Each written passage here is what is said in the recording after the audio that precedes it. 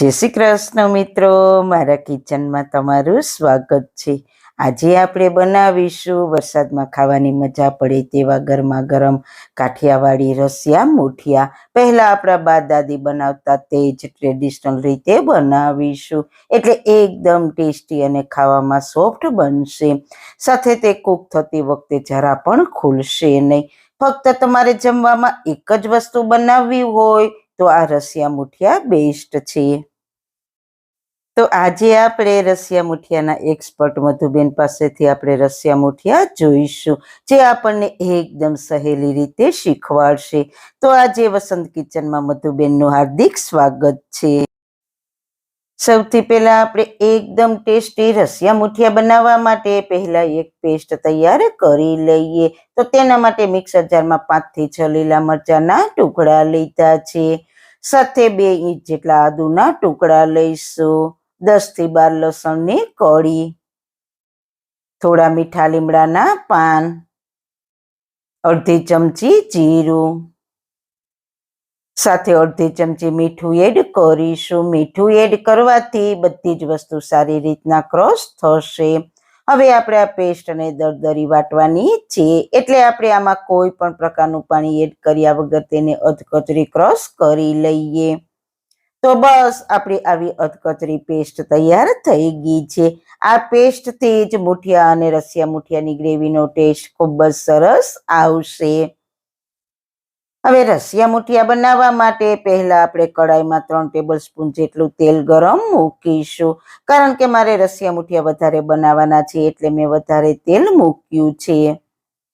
તેલ ગરમ થાય એટલે 1 ચમચી રાઈ મેથી એડ કરીશું. રાઈ મેથી ફૂટે એટલે 1 ચમચી જીરું. જીરાનો કલર ચેન્જ થાય એટલે 2 તમાલપત્ર, 4 લવિંગ, 1 ઇંચ તજનો ટુકડો, અડધું ફૂલ બાદિયાનું, 2 સૂકા લાલ મરચા, થોડા મીઠા લીમડાના પાન અને અડધી ચમચી હિંગ એડ કરીને મસાલાને તેલમાં સારી રીતના સાતળી લઈએ. સૂકા મસાલાને તેલમાં આ રીતના સાતળવાથી રસિયા મુઠિયાનો ટેસ્ટ ખૂબ જ સરસ આવશે. હવે આપણે જે અધકચરી પેસ્ટ બનાવી હતી તેમાંથી અડધી પેસ્ટને એડ કરીને સારી રીતના સાતળી લઈએ. 2 મિનિટ જેવું થયું છે અને આપણી આદુ મરચા લસણની પેસ્ટ સારી રીતના સતળાઈ ગઈ છે. તો ગેસની ફ્લેમ લો કરીને મસાલા એડ કરીશું. તો મસાલામાં 1 ચમચી હળદર પાવડર, 1 ચમચી લાલ મરચું પાવડર અને 2 ચમચી ધાણા જીરું પાવડર એડ કરીને 1 ચમચી જેટલું પાણી એડ કરીને મસાલાને તેલમાં સારી રીતના સાતળી લઈએ. મસાલામાં થોડું પાણી એડ કરવાથી મસાલા સાતળતી વખતે બળશે નહીં અને તેનો ટેસ્ટ અને સ્વાદ આવો ને આવો જળવાઈ રહેશે.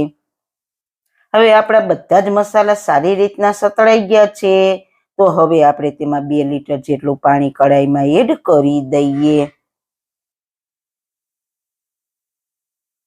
સાથે સ્વાદ અનુસાર મીઠું એડ કરીને બધી જ વસ્તુને સારી રીતના મિક્સ કરી લઈએ. હવે પાણીને ઉકળવા દઈએ. પાણી ઉકળે છે ત્યાં ફટાફટ આપણે મુઠિયા તૈયાર કરી લઈએ. તો મુઠિયા બનાવવા માટે મેં 1 બાઉલ ભાત લીધા છે અને હા, ભાત ખાસ તમારે ઠંડા જ લેવાના છે, ગરમ ભાત નથી લેવાના. આ ભાત મેં બપોરે બનાવી લીધા હતા. સાથે આપણે 3 કપ ઘઉંનો કરકરો લોટ લઈશું, જે ભાખરી બનાવવામાં ઉપયોગમાં લઈએ છીએ તે. 1 કપ આપણે બાજરી, જુવાર અને મકાઈનો લોટ મારે મિક્સ છે તે લીધો છે. તમે એકલી બાજરીનો પણ લઈ શકો છો. અડધો કપ ચણાનો લોટ લીધો છે. હવે તેમાં આપણે ક્રશ કરેલી બચેલી જે પેસ્ટ છે તે એડ કરી દઈએ અને 1 કપ જેટલું દૂધીનું છીણ એડ કરીશું. 1 કપ જેટલું બટેટાનું છીણ એડ કરીશું ને અડધો કપ જેટલા ઝીણા સમારેલા પાલકના પાન એડ કરીશું. સાથે અડધો કપ જેટલી ઝીણી સમારેલી ડુંગળી અને 1 કપ ઝીણા સમારેલા ફ્રેશ ધાણા ભાજી એડ કરીશું. અને અત્યારે ચોમાસામાં વરસાદના લીધે મને મેથી નથી મળી, તો તેની જગ્યાએ ઔષધિ ગુણોથી ભરપૂર હું સરગવાના પાન એડ કરું છું. બિલકુલ ઓપ્શનલ છે, ના ઉમેરવા હોય તો તમે સ્કીપ પણ કરી શકો છો. અને હજુ આમાં તમને ભાવતા શાકભાજી ગાજર અને પત્તાકોબીને છીણીને પણ એડ કરી શકો છો. હવે મસાલામાં 1 ચમચી હળદર પાવડર, 1 ચમચી લાલ મરચું પાવડર, 1 ચમચી ધાણા જીરું પાવડર, અડધી ચમચી હિંગ, 2 ચમચી સફેદ તલ અને 1 ચમચી અજમાને હાથેથી મસળીને એડ કરીશું. અજમાથી મુઠિયા પચવામાં હલકા રહે છે.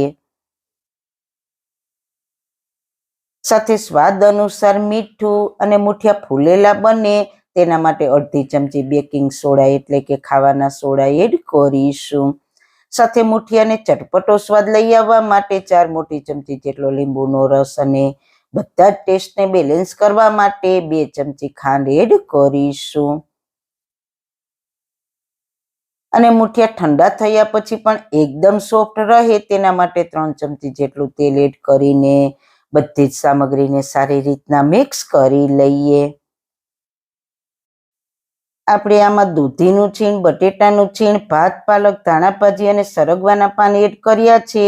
તે બધામાંથી પાણી રિલીઝ થવાના લીધે આપણે પાણી નાખવાની જરૂર નહીં પડે. તો બધું સારી રીતના મિક્સ થઈને આપણું મિક્સર આ રીતના મુઠિયા બનાવવા માટે પરફેક્ટ તૈયાર થઈ ગયું છે.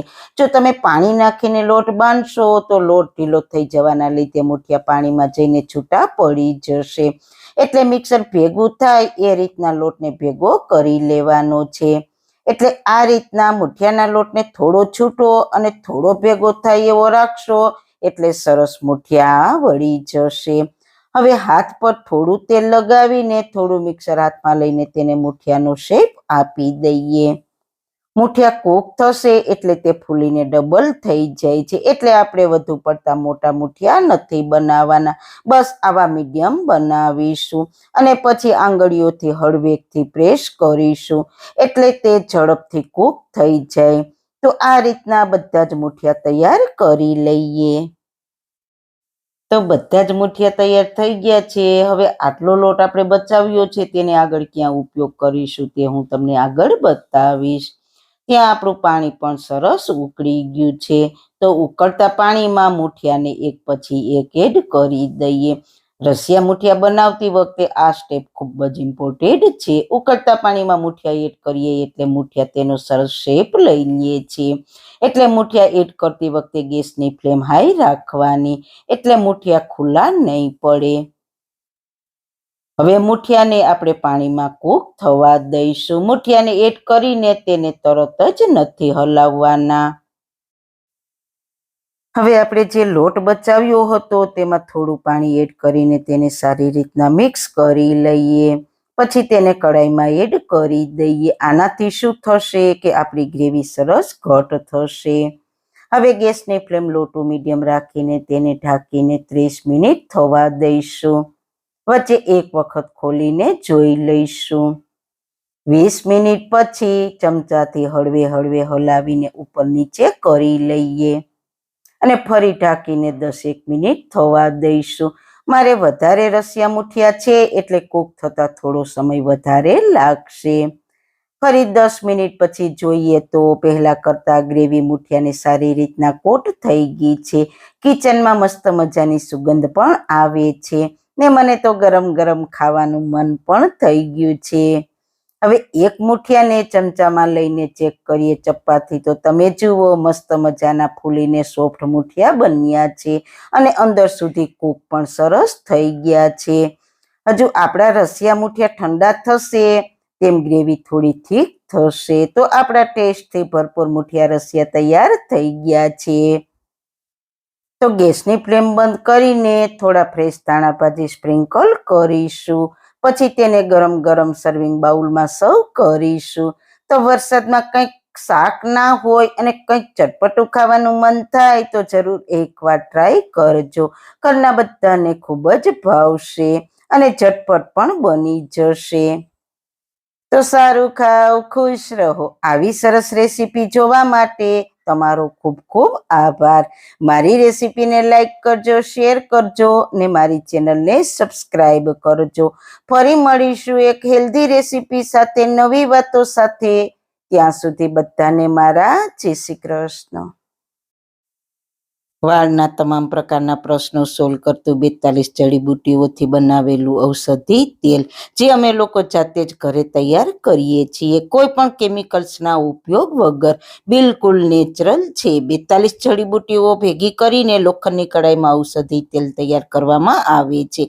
જો તમારે ખરીદવું હોય તો તેના ઓર્ડર અમે લઈએ છીએ. ઓર્ડર કન્ફર્મ કરવા માટે વોટ્સએપ નંબર સ્ક્રીન પર જોઈ શકો છો. જો તમારે આ તેલનો પૂરો વિડીયો જોવો હોય તો તમને આ ચેનલ પર મળી જશે અને ડિસ્ક્રિપ્શન બોક્સમાં લિંક પણ મૂકેલી છે.